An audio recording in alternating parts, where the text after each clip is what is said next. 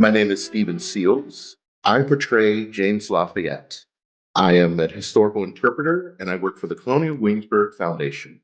Life for individuals who lived in colonial times, it definitely has some similarities to now, but quite a few differences. There were a number of things that we have now that they would have just no understanding of. There was no air conditioning, there was no mass transit or mass ways for you to gain your food or your clothing.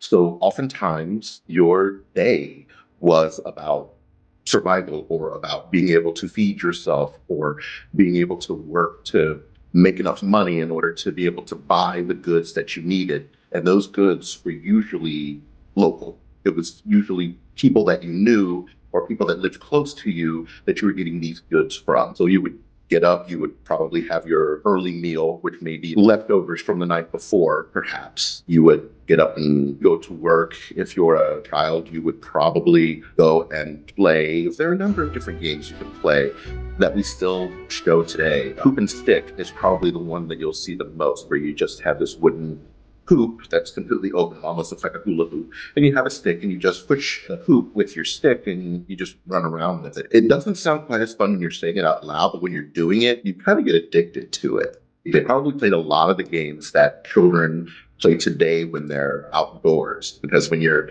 young and you have time on your hands, you figure out ways to just find something to do. There isn't a form of public education. So if you're going to be taught, it's going to be usually the gentry classes or the higher middle classes, and you're usually going to hire private tutors. As far as actually going to a school in the morning, that was not usually what a young person from the 18th century would have been doing.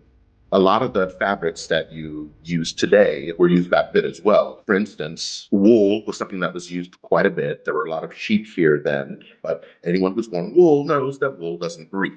So if you're wearing something that's wool, it means that you're probably going to be very, very hot. So the preference probably would have been something like linen, which is a cotton. It could be much thinner, but they would also dress in layers. So there would have been an undershirt, usually a long undershirt. And then after that shirt, you would have put on a waistcoat, or we now know them as vests.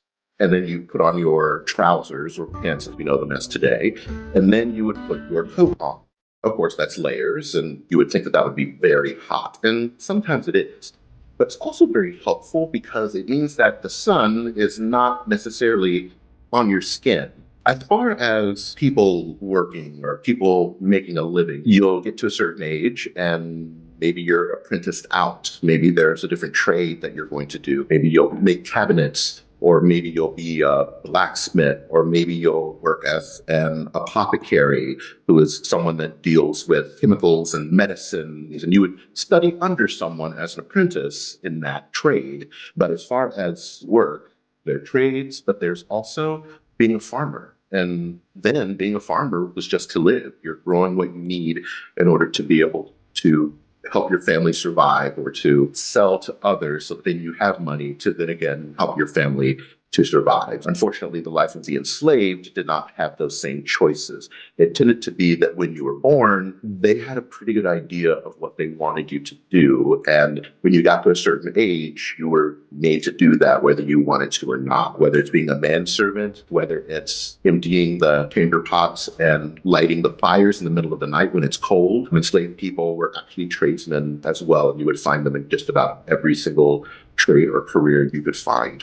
If you were an enslaved person who was doing a trade, you could possibly be owned by the individual who is the master of that trade, or you could be lent out for that trade as well. Most trades an enslaved individual would have been able to do. Most of the trade shops at one time or another during the colonial era, they would have been able to do most of those things, and usually under the individual who owns them. So oftentimes it can be said that the enslaved didn't have power.